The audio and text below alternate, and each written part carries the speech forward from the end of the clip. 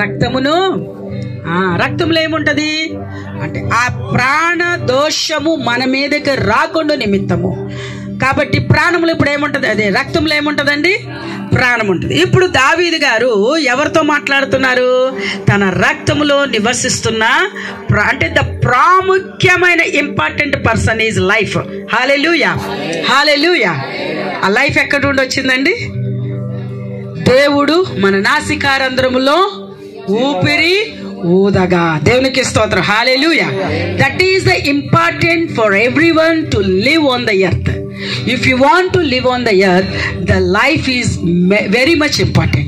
అందుకే ఆ ఇంపార్టెంట్ అయిన విషయంతో దావీదు చెప్తున్నాడు కదా, నా ప్రాణమా యెహోవాను సన్నుతించుము. మనం చెప్దాం ఒకసారి, అందరూ మీతో మీరు చెప్పండి, మీతో మీరు మాట్లాడకండి. నా ప్రాణమా యెహోవాను సన్నుతించుము. ఇంకా గట్టి చెప్పండి, నా ప్రాణమా యెహోవాను సన్నుతించుము. ఎందుకు సన్నుతించాలి, ఎందుకు స్తుతించాలి దేవుణ్ణి? 2024 అంతా కాపాడి నూతన సంవత్సరమును దయా కిరీటము. హల్లెలూయా. నెక్స్ట్ ఇయర్ దేవుని చిత్తమైతే అందరూ కిరీటం పెట్టుకొని మనం ఆరాధన చేద్దాం. హల్లెలూయా, హల్లెలూయా, హల్లెలూయా. సో నూతన సంవత్సర దయా కిరీటము దేవుడు పెడుతున్నారు. కాబట్టి దావీదు అన్నాడు కదా, నా ప్రాణమా యెహోవాను సన్నుతించుము. ఆయన చేసిన ఉపకారాలలో దేనిని మర్చిపోవద్దు. You must remember the good things what God has done. మన జీవితంలో చేసినటువంటి మంచి కార్యాలను గుర్తు చేసుకోవాలి. దేవునికి స్తోత్రం. హల్లెలూయా.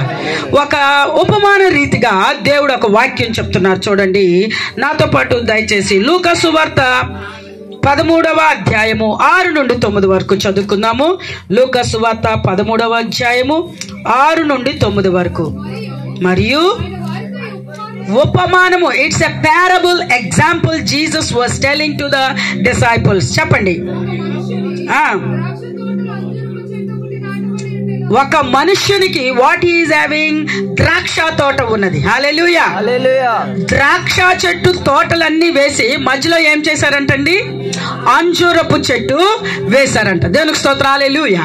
చూసారండి, ద్రాక్ష తోట ఉన్నది, ఇంకోటి ఏముందండి, అంజూరపు చెట్టు ఉంది.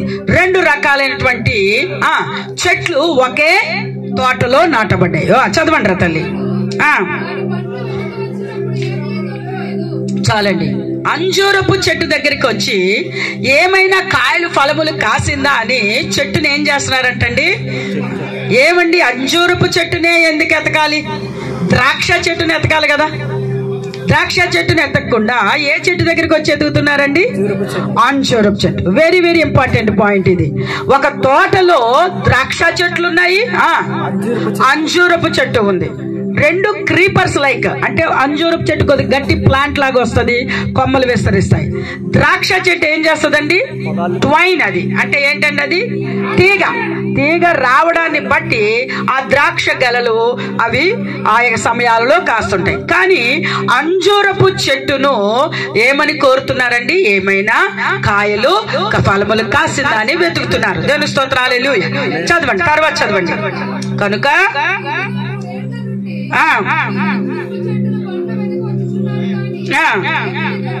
చాలండి. 3 సంవత్సరాలు అంటే 24 నుంచి కొంచెం వెనక్కి వెళ్దాం. ఎంత, 23, 22, 21. సో 2021 నుంచి 2024 వరకు ఆ చెట్టును తోటమాలి గమనిస్తా వస్తున్నాడంట. హల్లెలూయా, హల్లెలూయా. ఒక చెట్టును తోటమాలి ఎలా గమనిస్తాడో సంఘములో ఉన్న మనలను కూడా మన కాపరి అయిన యేసయ్య మనల్ని ఏం చేస్తాడమ్మా, గమనిస్తాడు. దేవునికి స్తోత్రం. హల్లెలూయా.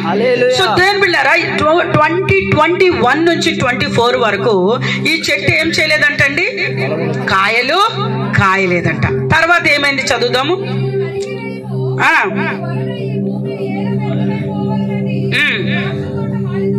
చాలండి. చూసారండి, అక్కడ ఒక మాట చెప్తున్నారు, ఎందుకు ఈ వృక్షం ఉన్నటువంటి ఈ స్థలం అంతా కూడా వ్యర్థమైపోతుంది. చాలా జాగ్రత్తగా వినండి.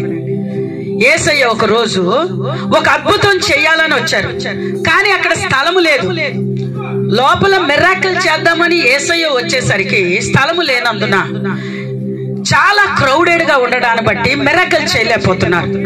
అప్పుడు వాళ్ళు ఏం చేశారండి, ఆయనకు మీరు స్థలం ఇయ్యుడి, సో యేసయ్యకు స్థలం ఇవ్వడాన్ని బట్టి ఆ ప్రాంతం అంతా ఏమొచ్చిందండి? అద్భుతము, జీవం వచ్చింది. హల్లెలూయా. అందుకే దావీదు అంటాడు, నా ప్రాణమా యెహోవాని సన్నిధించుము. అక్కడ జీవము లేకపోతే పరిస్థితి ఎలా ఉంటదండి? వేదన, దుఃఖము, చీకటి, భయంకరము. అటువంటి పరిస్థితుల్లో దేవుని బిడ్డలారా యేసయ్య వచ్చినప్పుడు ఏమన్నారండి? కొంచెము స్థలం ఇయ్యండి. హల్లెలూయా. సాతాను మబ్బు వేశాడు. చూడండి యెషయా గ్రంథము 9వ అధ్యాయము 4వ వచనం చదువుకుందాం. త్వరగా యెషయా గ్రంథము 9వ అధ్యాయము 4వ వచనం చదువుకుందాం. యెషయా గ్రంథము మబ్బు కలిగిన దేశం అన్నారంట. చదువురా తల్లి. 9వ అధ్యాయం యెషయా గ్రంథము 2వ వచనము.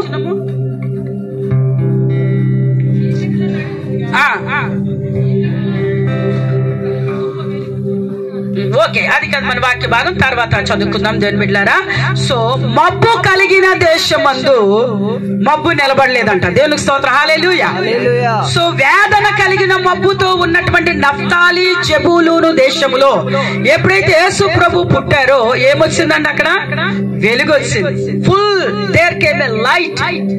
ఎప్పుడైతే వెలుగు వచ్చిందో దేవుని బిడ్డలారా చీకట్లో ఉన్న ప్రజలకు గొప్ప వెలుగు కలిగి ఆశ్చర్యం కలిగింది. దేవుని స్తోత్రం. హల్లెలూయా.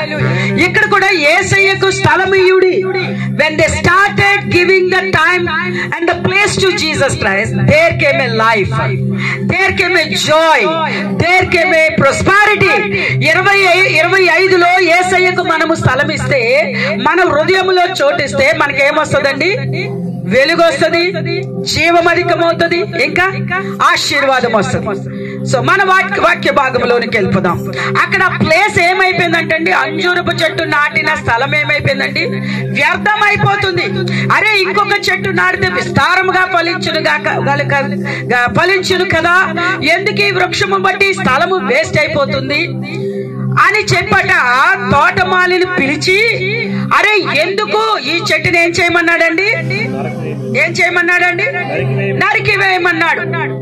వెంటనే చూడండి తోటమాలకు ఎక్స్ప్లెనేషన్ ఇస్తున్నారు. చదవండి. అయ్యా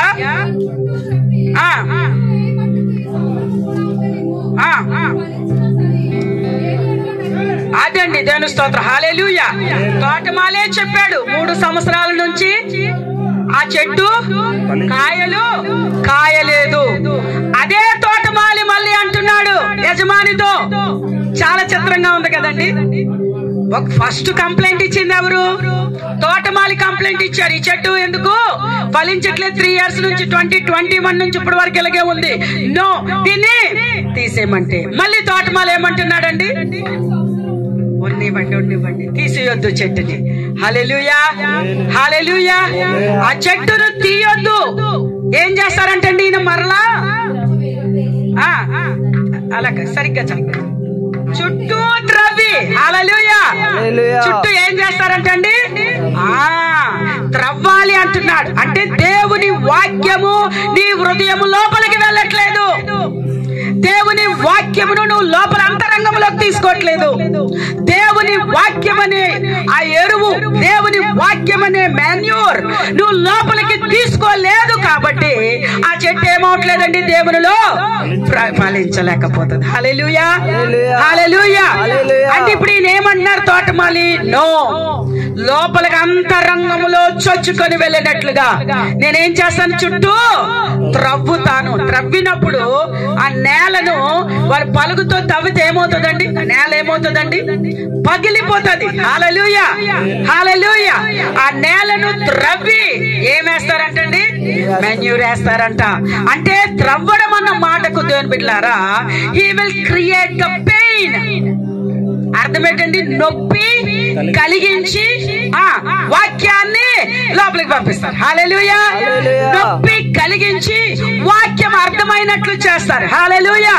ఎందుకంటే 3 సంవత్సరాల బట్టి ఏమైందండి? వాక్యము అంతరంగములో క్రియ చేయట్లేదంట ఆ చెట్టుకి. కాబట్టి దేవుని బిడ్డలారా అదే తోటమాలి ఇంకొక సంవత్సరము సమయం ఇస్తే నేను సరి చేసుకుంటాను. చదివి ముగించుకుందాం. చదవండి. అది ఆ పారబుల్ లాస్ట్ లో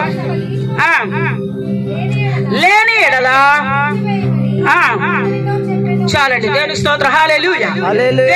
అంజూరపు చెట్టునే ఎందుకు అడిగారంటే అంజూరపు చెట్టు ఏ సీజన్ లోనైనా కాయలు కాయటానికి సిద్ధంగా ఉంటది. హల్లెలూయా. ద్రాక్ష చెట్టు ఆయా సమయాలలో, కానీ అంజూరపు చెట్టు ప్రతి సమయంలో, వేసవి కాలంలో, చలికాలంలో, ఇంకా వర్షాకాలంలో అది కాయలు కాస్తనే ఉంటది. దేవునికి స్తోత్రం. హల్లెలూయా. అందుకే ద్రాక్ష చెట్టు అంతా తీగలు వదిలిపెట్టి ఏ చెట్టు దగ్గరికి వచ్చారండి? అంజూరం. ఆ అంజూరపు చెట్టు నువ్వే. చెప్పండి, అంజూరపు చెట్టు నేనే. హల్లెలూయా. హల్లెలూయా.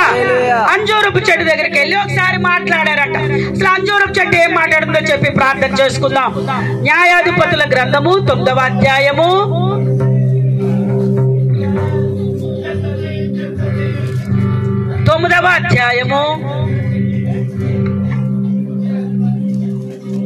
10-11 వచనాలు చదువుదాం. చూడండి.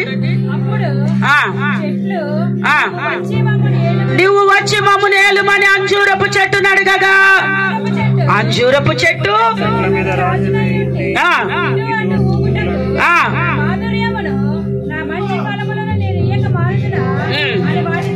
చాలండి. దేవునికి స్తోత్రం. హల్లెలూయా.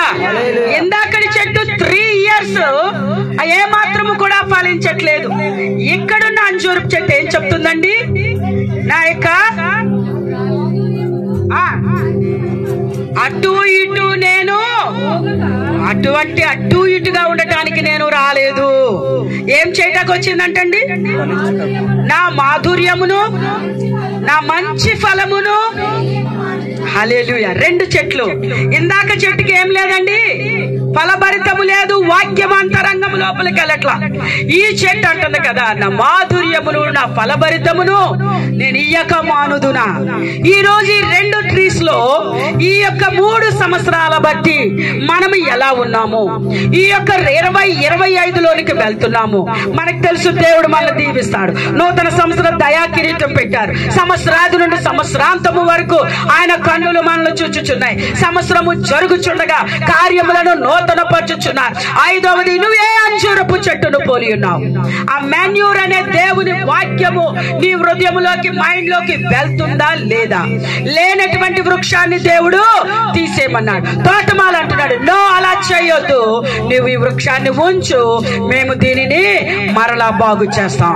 ఒకసారి ఒకవేళ హృదయాంతరంగంలో ఈ గతించిన సంవత్సరం అంతట్లో మనం ఏదైనా దేవుని వాక్యము లోపలికి వెళ్లకుండా ఇంకా మనలను మనము సిద్ధపరచుకోకుండా ఉంటే ఈ రోజు ఒక నిర్ణయం తీసుకుందాం. ప్రభువా, మొదటి అంజూరపు చెట్టును కాను.